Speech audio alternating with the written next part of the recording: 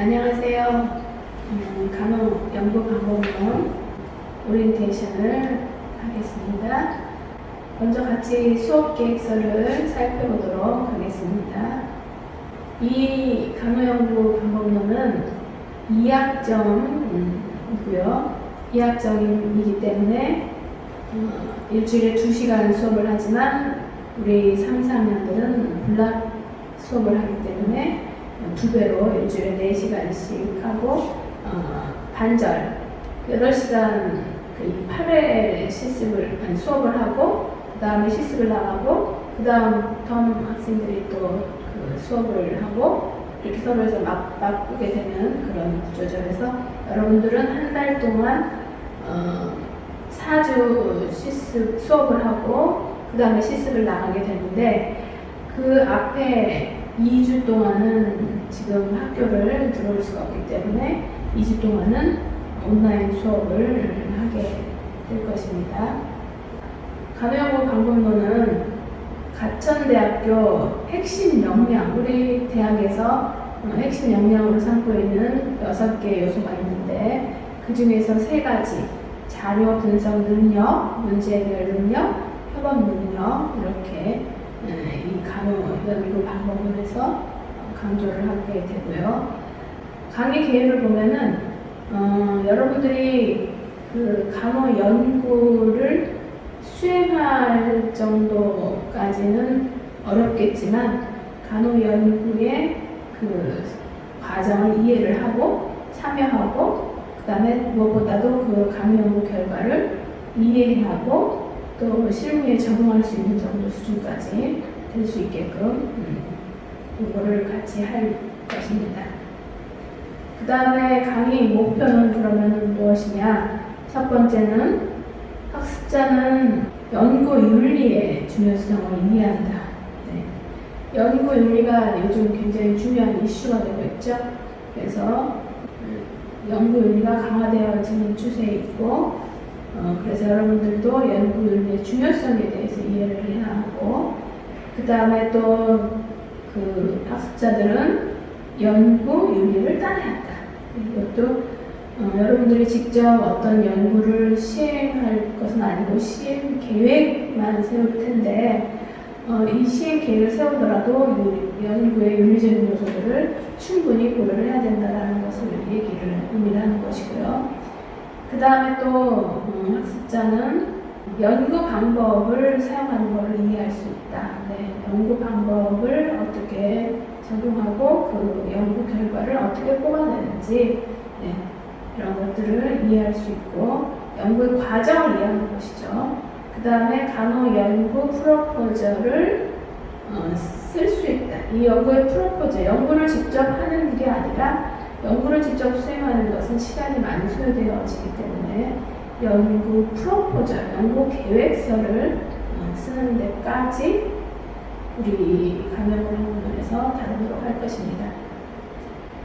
강의는 보통 강의, 토론, 발표, PBL 여러 가지 방법들이 사용되어지는데 이번에는 특히 앞 2주 동안은 그 온라인을 많이 활용을 하게 될 것 같아요.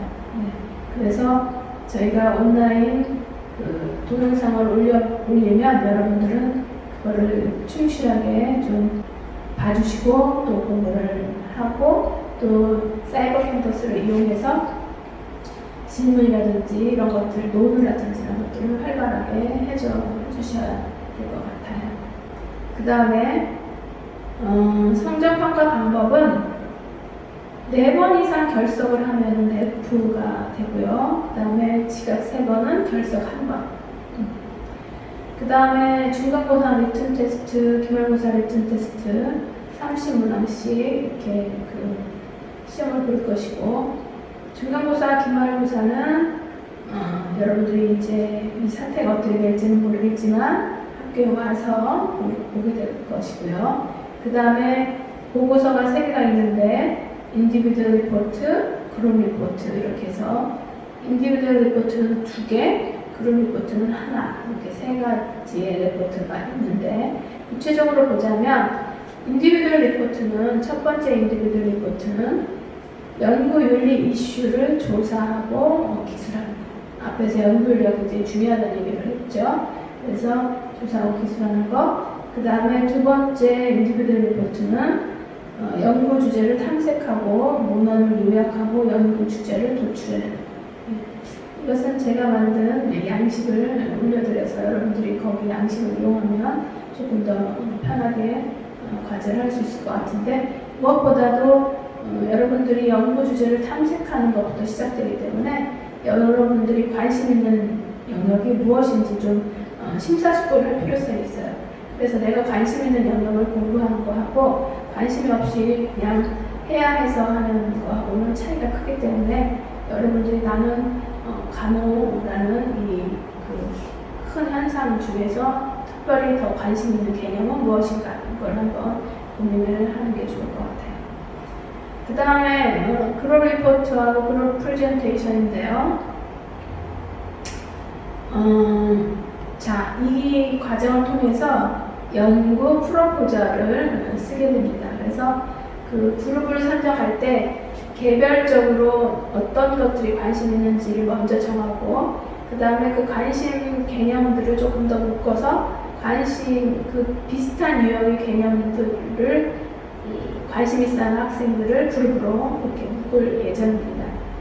그러므로 여러분들이 그룹 리포트 같은 경우에는 그 자신의 관심 주제에 그걸 명료한 다음에 그룹을 결정하게 될 거라는 것을 말씀드리고요. 그 다음에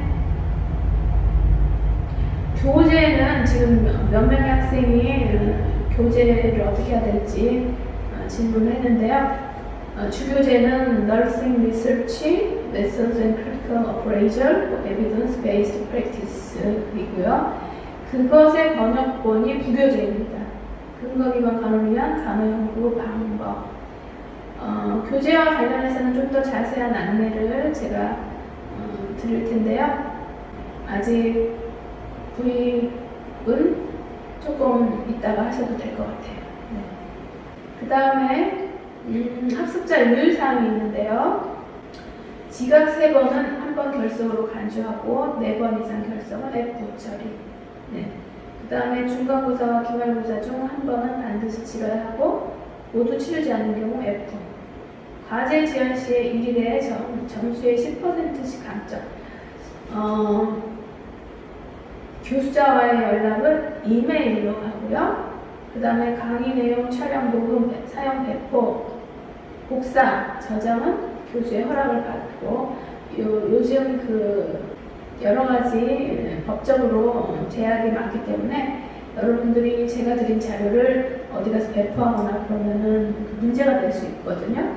그래서 여러분들이 좀 그런 면에서 일정 기간이 지나면은 폐기를 한다든지, 그리고 여러분 공부에만 사용을 하고 다른 데 준다든지 그런 거는 좀 지양해야 될 것 같아요. 네, 하지 않아야 될 것 같습니다. 그 다음에 또 연구 보고서 작성 시 연구인 위반을 하지 않는다. 표절, 자료 조작 이런 거 여러분들이 할 일은 없겠지만 연구를 하지 않기 때문에 그렇지만 보고서 작성, 연구뿐만 아니라 보고서 작성에도 이런 것들이 다 포함된다는 것을 말씀드리고요. 그 다음에 성적 및 출석 기간은 부적절한 요구를 하지 않는다. 네, 하시는 분들은 거의 없지만 혹시 해서도 안 되겠죠. 그 다음에 간호영어 방법론 그렇다면 이제 어떻게 15주 수업이 이루어지는지 살펴보도록 하겠습니다.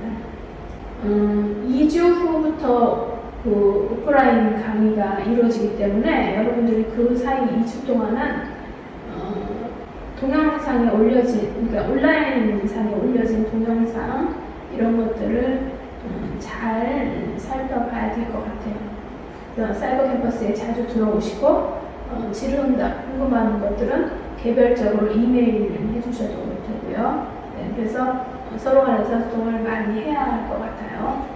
첫 번째 주 콜스 오리엔테이션, 이번 다음 주에 해당하는 것이니까 3월 첫 번째 주에 해당하는 것이죠. 콜스 오리엔테이션에서는 지금 제가 이 콜스 오리엔테이션 하고 있는 것 좀 말하자면 그래서 어떤 것들을 배우게 되고 그 다음에 여러분들이 그 성적은 어떻게 처리가 되고 이런 것들에 대해서 교재는 어떤 걸 써야 되고 이런 것들에 대해서 얘기하는 시간. 그 다음에 첫 번째 주 두 번째 시간 회기죠. 두 번째 회기에 Integrating Research and Evidence-Based Practice Key Concepts in Research 연구란 무엇인가에 대해서 집중적으로 탐구하고 연구의 포맷 그리고 연구가 Evidence-Based Practice에 어떻게 기여를 하는지 기여하는 정도에 따라서 어떻게 레벨이 나눠지는지 전부 7단계로 나눠지거든요. 그래서 그 단계별로 어떻게 기여하는지에 대해서 공부를 할 것이고 그 다음에 두 번째 주차에는 Legal and Ethical Issue 이거는 여러분 교재에서 보면 Ethical Issue가 저 뒤쪽에 있지만 앞에서 하는 이유는 여러분들 그 과제를 해야 되기 때문에 그렇죠. 그래서 연구의 윤리적인 측면 여기서는 특히 스튜던트 디스커션, 사이버 캠퍼스를 이용해서 스튜던트 디스커션을 좀 할 계획이고요. 그 다음에 세 번째 주에 Research Question, Hypothesis and Clinical Question 이거를 할 텐데 Research Question은 연구 질문이죠. 그래서 여러분들이 간호 학생으로서 간호라는 큰 영역에서 우리가 보통 메타 파라다임 그런 간호의 메타 파라다임은 뭐가 있죠? 네 가지.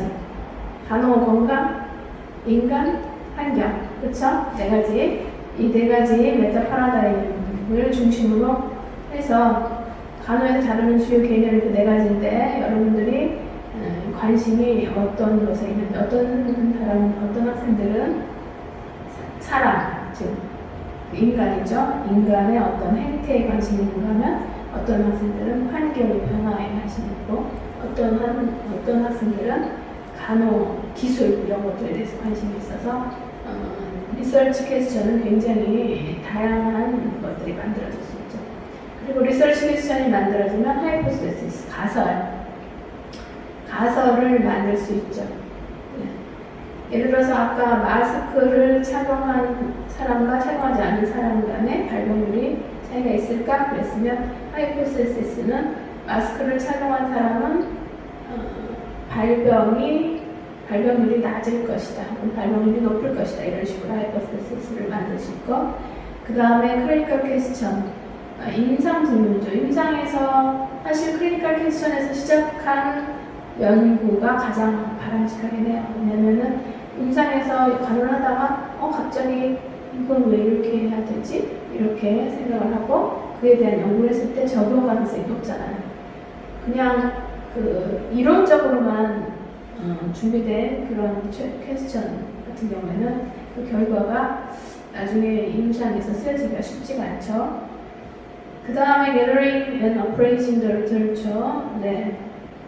그 문헌고찰에서 가장 중요한 것은 적절한 문헌을 찾는 것이겠죠. 그래서 적절한 문헌을 찾기 위해서는 넓은 수준으로 문헌고찰해야 되는 거죠. 국내 여러분들이 이제 편안하니까 국문 연구만 찾는 경향이 있는데 그 영문 연구를 꼭 찾아서 전 세계적인 어떤 동향, 경향 이런 것들을 파악할 필요성이 있다는 것이죠.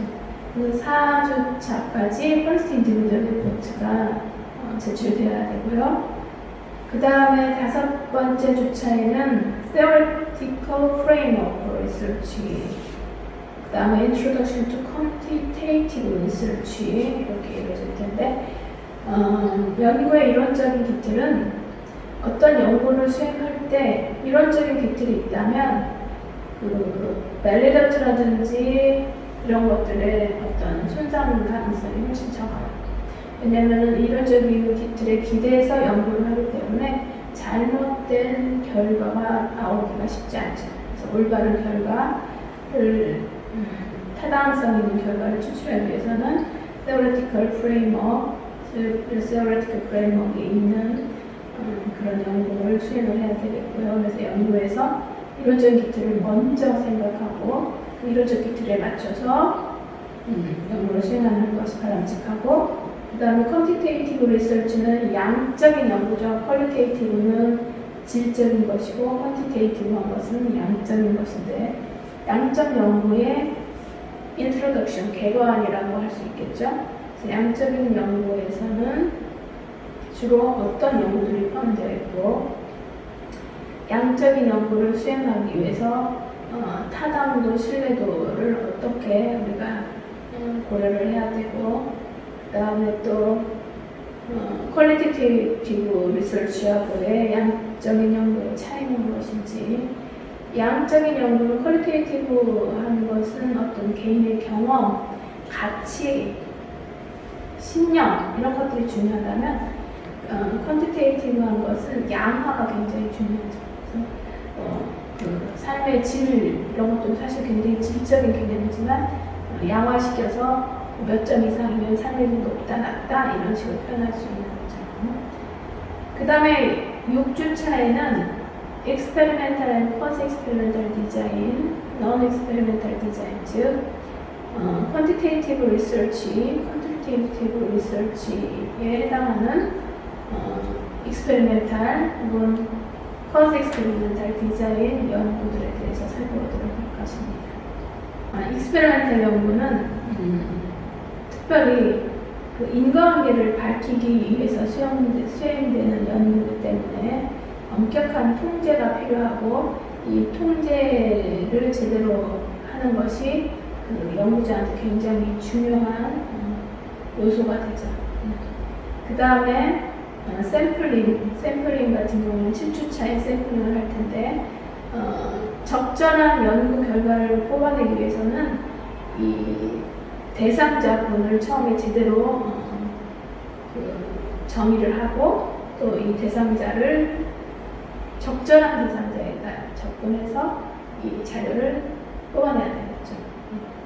그래서 샘플링 같은 경우에는 예를 들어서 이 연구 결과를 믿을 수 있게 유지하기 위해서는 몇 명의 대상자가 필요한가 이런 것까지 다 포함해서 샘플링 데이터를 몇 명의 케이스를 할 것인지에 대한 파워 아나리시스라든지 이런 것도 이 샘플링에서 다루게 될 것입니다. 공식이 있고 그 공식에 넣어서 우리는 그 공식을 활용하는 방법을 알면 되죠. 그 다음에 8주차의 미드텀 익셈, 중간고사를 보고 여러분은 이제 실습을 하러 나가고, 또 실습 나갔던 학생들이 이제 돌아오게 됐죠. 그 다음에 9주차에는 데이터 컬렉션, 여러분들이 실습을 4주를 하고 다시 돌아와서 이제 하반부에 하게 되는데, 데이터 컬렉션 메서드는 자료를 수집할 때 어떤 방법을 쓸 거냐는 겁니다. 이 연구 주제에 따라서 굉장히 다양하겠죠.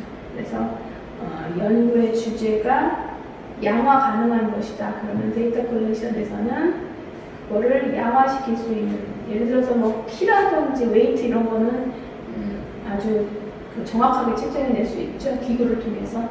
그런 거 하면 어떤 행위 이런 것들은 또 정확하게 측정해내기가 기구를 쓴다는 이런 걸로서는 좀 어렵고, 행동을 관찰한다든지 관찰법 이렇게 그런 것들을 방법을 써야 될 것이고, 그래서 연구 주제에 맞는 적절한 콜렉션 메서드를 선정하는 거 아주 중요하고요. 그 다음에 10주차에는 reliability and validity, 앞에서 잠시 얘기했었죠. 신뢰도하고 타당도.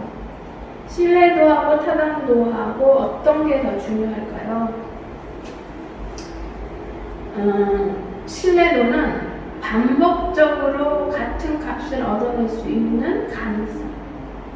밸리디티는 어떤 개념을 내 연구에서 그 개념의 속성을 제대로 파악하고 있는지 확인하는. 그러므로 연구 릴라이빌리티보다는 밸리디티가 더 중요하죠. 내가 이 연구, 예를 들어서요, 스트레스 연구를 할 때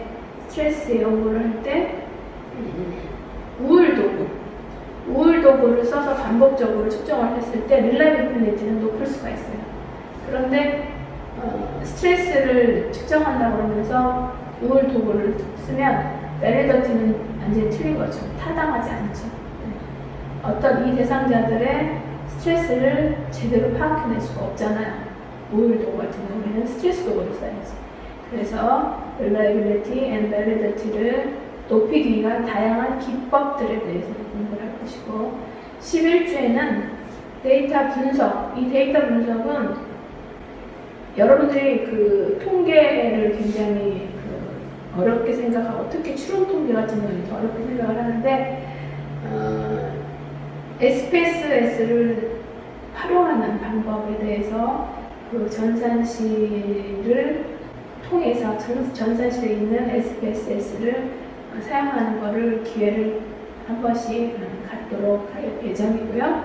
그 다음에 여러분들이 더 중요한 것은 데이터 아날라이시스 하는 어떤 통계 프로그램 이런 거를 적응할 수 있는 능력 이런 것보다도 이 통계를 통해서 나온 결과치를 리딩하는 거. 네. 파악해서 이거를 이 의미가 무엇이다. 네. 이것이 의미하는 것이 이 개념을 지지하는 것이냐, 지지하지 않는 것이냐 이런 것들을 공부하는 것이 더 중요합니다. 그래서 데이터의 분석 결과를 리딩하는 것에 또 같이 공부를 해볼 것이고, 그 다음에 또 13주차에는 Understanding Research Finding. 이거는 데이터 분석 결과의 Understanding을 넘어서 전체 연구 결과의 Understanding이죠. 그렇기 때문에 여기서는 뭐가 필요하냐? 기존의 연구하고의 비교, 그 다음에 디스커션, 논의. 네. 기존 연구에서는 이렇게 했는데 내 연구에서는 이렇게 나왔다. 기존 연구하고 같다 혹은 차이가 있다. 그런 것들을 분석해서 왜 그렇게 차이가 있냐 이런 것들을 기술하는 것이죠. 그래서 그런 방법들에 대해서 공부를 하고, 그 다음에 14주째에는 학생들이 그동안 그룹워크를 통해서 만든 그 리서치 프로포저를 발표하고 디스커션하고 코멘트하는 시간을 갖고, 15주차에는 기말고사를 보도록 하겠습니다. 네, 일단 여러분한테 간호연구 방법론이 이번 한 학기에 어떻게 진행될지에 대해서 말씀을 드렸지만, 지금 워낙 개강이, 우리 학교 개강이 지금 16일부터이기 때문에 그 이전에 지금 우리 그 수업을 하는 학생들 같은 경우에는 지금 여러 가지 어려움이 있고, 저도 걱정이 많이 되는데, 같이 힘을 합해서 한번 열심히 이 위기를 기회로 삼아서 좀 더 내실 있는 대응을 할 수 있게끔 노력을 해봅시다. 감사합니다.